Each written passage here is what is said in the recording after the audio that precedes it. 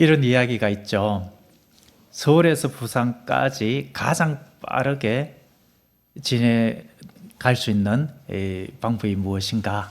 이렇게 물을 때에 어떤 지혜로운 사람이 대답을 했죠. 사랑하는 사람과 함께 가는 것입니다. 어떻습니까? 서울에서 부산까지 먼 거리이지만 그러나 사랑하는 사람과 함께라면은 언제 시간이 지났는지 모르고 빨리 도착했다라고 느끼게 될 것입니다. 우리 속담에도 말하죠. 백직장도 어떻다고요? 맞들면 낫다.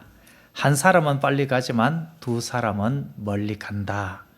혼자 가면은 속도가 날 수는 있지만 금방 지칠 수밖에 없겠죠. 그런데 둘이서 가면은 지속적으로 오래 멀리 갈 수 있다라는 말입니다. 그랬을까요? 요즘 기사를 보면은 고독사한 분들의 아픈 내용들이 많이 있습니다. 그 기사를 보면은 누군가가 말벗이 되어주고 함께 해주는 이가 있었더라면은 그렇게 홀로 외롭게 떠나지는 않았을 텐데, 이런 안타까운 마음이 들어갑니다.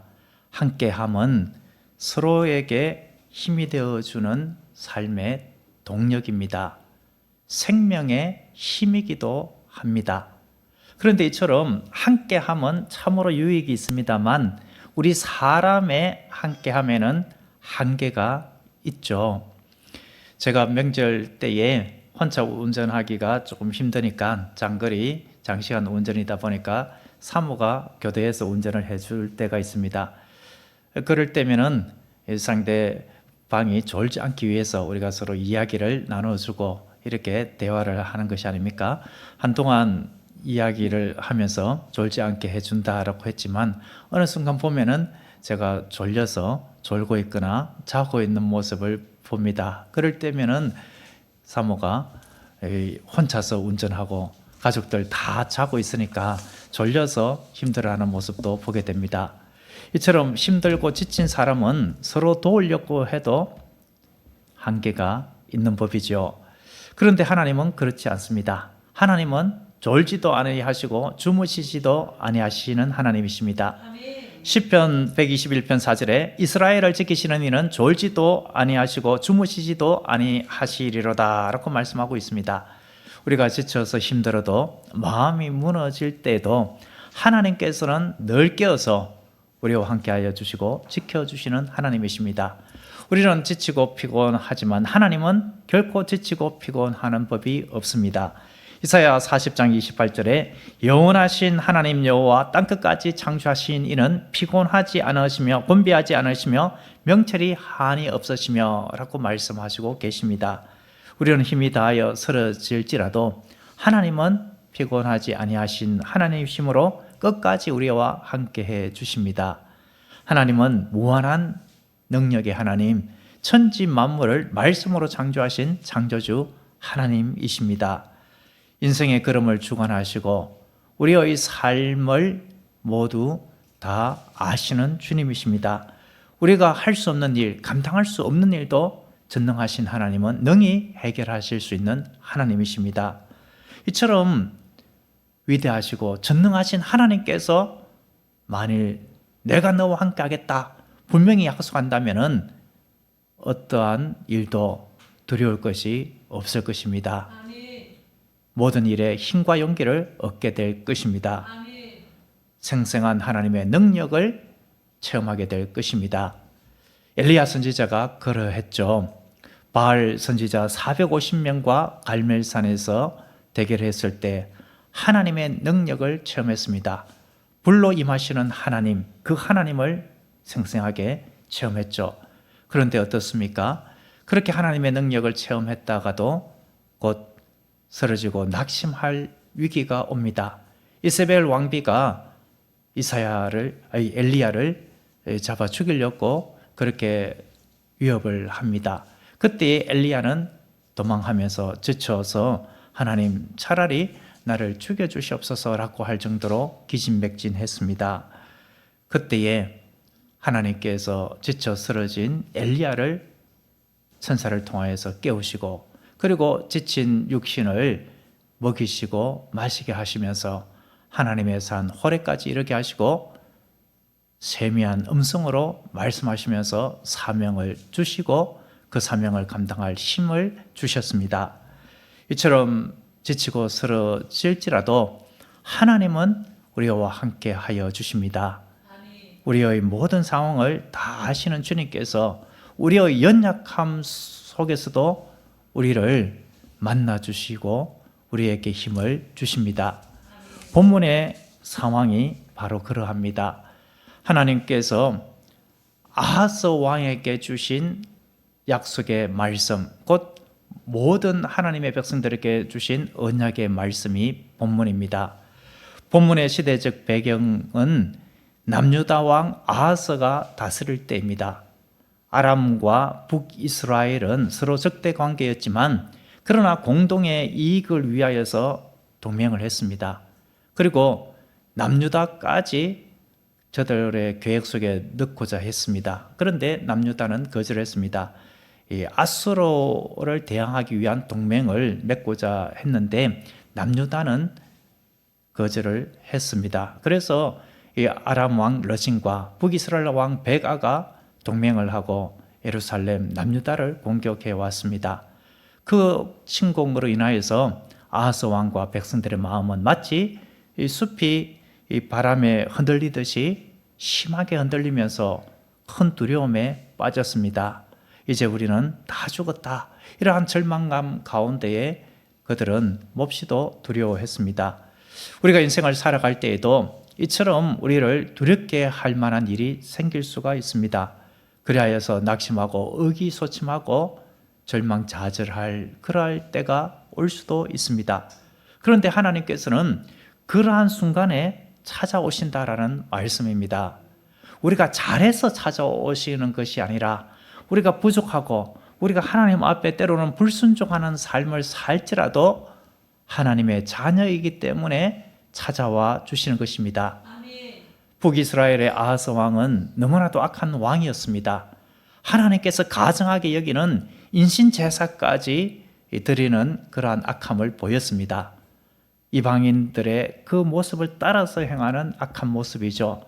그럼에도 불구하고 하나님께서는 다윗을 기억하시고 다윗의 언약을 생각하셔서 등불이 꺼지지 아니하도록 하기 위하여서 찾아와 주셨습니다. 하나님께서 이사야 선지자를 통하여서 약속의 말씀을 주셨죠. 어떤 약속의 말씀입니까? 아람과 북이스라엘의 동맹을 결코 두려워하지 말아라. 저들의 동맹은 무익하다. 저들은 곧 망하게 될 것이다. 저들이 계획하는 그 악한 계획들은 결코 이루어지지 않을 것이다. 너희가 나의 말을 굳게 믿으면은 굳게 설 것이다. 굳게 믿지 아니하면은 굳게 서지 못할 것이다. 그러니 나의 이 말을 굳게 믿고 담대하라. 이 말씀을 주셨습니다. 여러분, 하나님께서 이 정도로 말씀해 주시면은 얼마나 큰 힘입니까? 아, 하나님께서 약속하셨다. 지금 침공해 오는 이들은 결코 우리를 무너뜨릴 수가 없다. 하나님께서 반드시 도와주실 것이다. 하나님께서 오히려 저들을 망하게 할 것이다 라고 하여 주셨으니 아무 문제 없다. 이렇게 생각해야 하지 않겠습니까? 그런데 하나님께서는 불신앙의 그 아하스 왕임을 잘 알고 있기 때문에 다시금 분명하게 확신을 주고자 아하스에게 어떤 징조를 구하라 라고 했습니다. 만일 나의 말을 잘 믿지 못하겠거든 어떤 표적이든지 구해라. 그러면 내가 표적을 보여주면서까지 내 말이 확실한 것을 너에게 확신시켜 줄 것이다. 이렇게 말씀하신 것입니다. 마치 하나님께서 모세를 부르실 때에 두 가지 징조를 보여주신 것처럼 말입니다. 모세에게 어떤 징조를 보여주셨습니까? 모세가 두려워하면서 그렇게 나아가기를 주저할 때에 하나님의 백성들을 이끄는 그 일을 주저할 때에 지팡이를 던져라. 그때에 뱀이 되었고 다시 꼬리를 잡아라 라고 할 때에 다시 지팡이가 되는 것을 보여주었죠.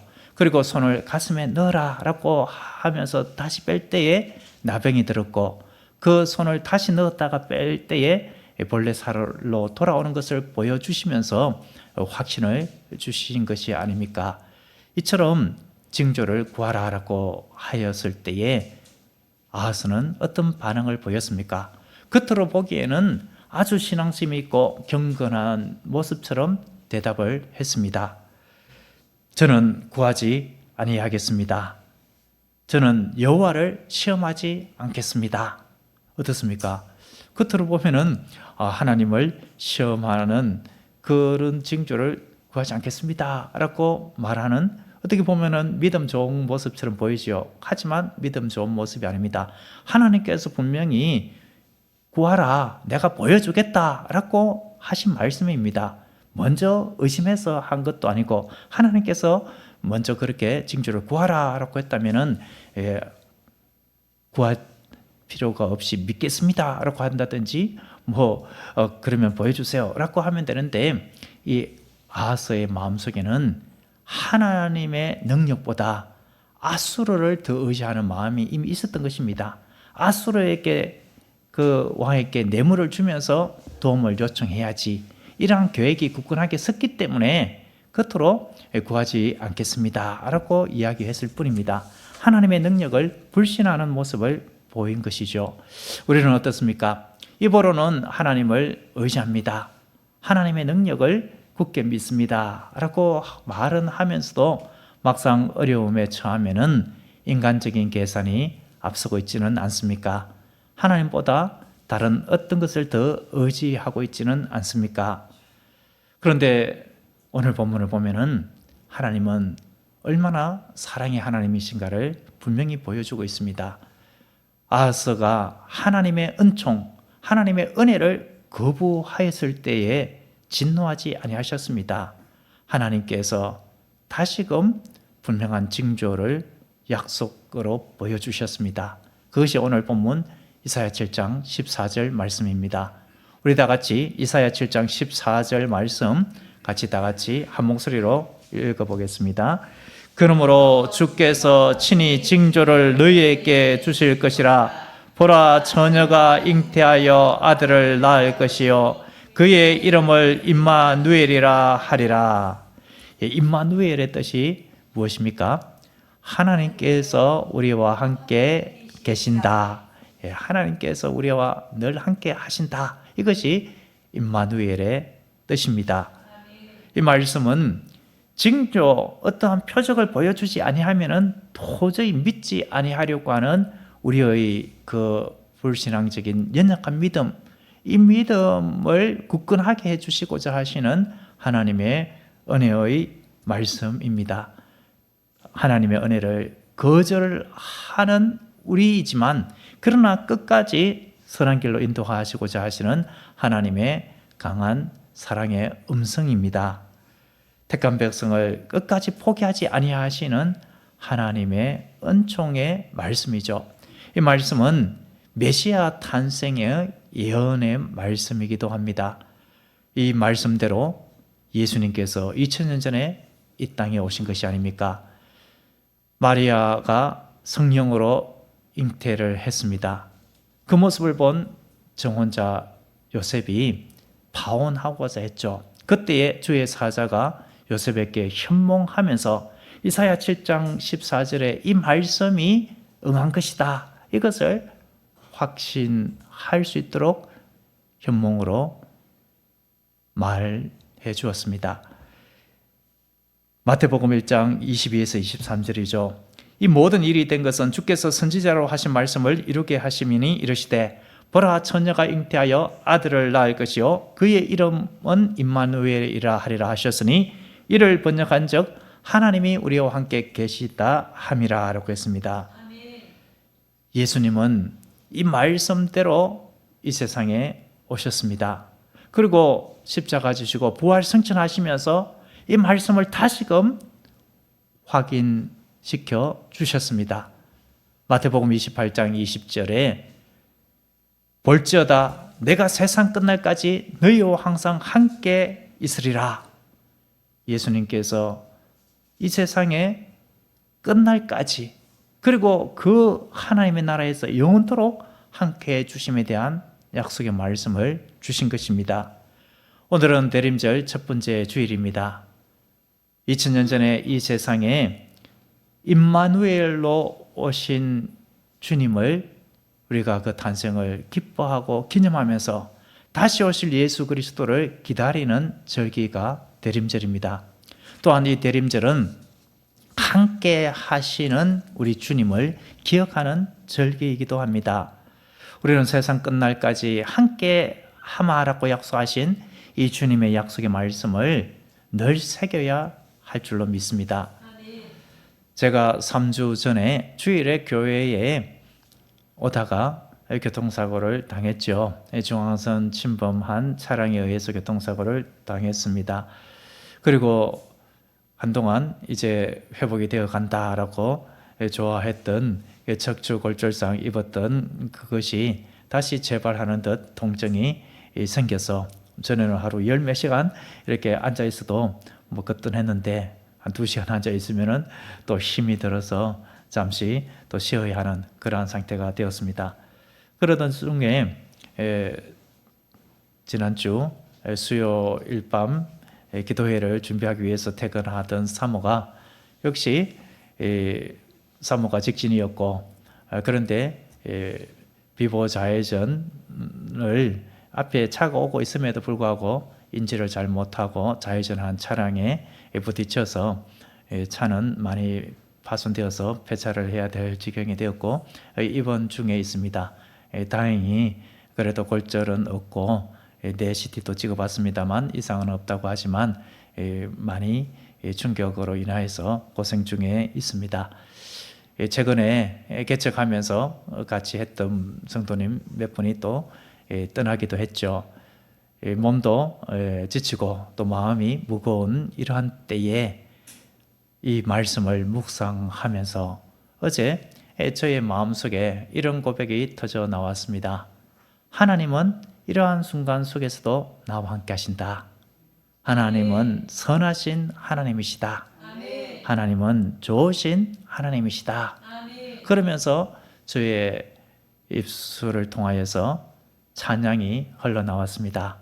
좋으신 하나님, 좋으신 하나님, 참 좋으신 나의 하나님. 네, 그렇습니다. 하나님은 너무나도 좋으신 하나님이십니다. 왜요? 임마누엘의 하나님이시기 때문입니다. 지금까지도 함께 해주셨고 지금도 함께 하시고 앞으로도 함께 하시되 영원히 함께 하실 하나님이십니다. 사랑하는 성도 여러분, 우리의 삶에 때로는 우리를 아하스와 백성들을 두렵게 한 것처럼 두렵게 할 만한 일이 생길지도 모릅니다. 때로는 낙심하고 때로는 힘을 잃게 할 만한 일이 생길지도 모릅니다. 하지만 분명한 것은 임마누엘입니다. 하나님께서 우리와 나와 함께 계신다라는 말씀입니다. 그러므로 우리는 이사야 41장 10절의 약속의 말씀을 분명히 붙들어야 할 줄로 믿습니다. 두려워하지 말라, 내가 너와 함께 함이라.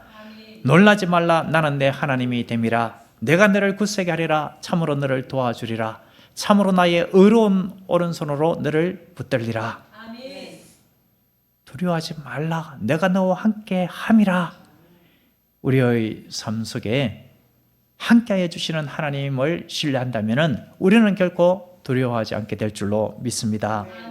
우리의 절망과 두려움이 있을지라도 그것을 변화해서 기쁨, 환희가 되게 해 주실 것입니다. 하나님의 함께하심의 이 약속의 말씀은 영원까지 이어지는 약속의 말씀입니다. 그러므로 우리는 어떠한 형편에 처했든지 임마누엘, 하나님께서 나와 함께 하신다, 이 약속의 말씀을 붙들어야 하겠습니다. 임마누엘, 이 약속의 말씀, 하나님께서 우리와 나와 늘 함께 하신다, 이 말씀을 굳게 붙들지 못하면 굳게 설 수가 없습니다. 그러나 임마누엘, 우리와 나와 함께 하여 주시는 하나님, 이 하나님을, 이 약속의 말씀을 굳게 붙든다면은, 굳게 믿는다면은 우리는 굳게 서게 될 줄로 믿습니다. 기도하겠습니다. 사랑이 많으신 하나님 아버지, 오늘 말씀을 통하여 언제나 우리와 함께 하시며 지치고 무너질 때도 붙드시는 주님의 은혜를 다시 확인하게 하시니 감사합니다. 우리의 힘이 아니라 영원하신 하나님의 능력으로 살게 하시고 두려움 대신 믿음을, 원망 대신 감사를 선택하게 하옵소서. 세상 끝날까지 함께 해주시는 하나님을 신뢰하는 우리의 삶이 되게 하옵소서. 예수 그리스도의 이름으로 기도드립니다. 아멘.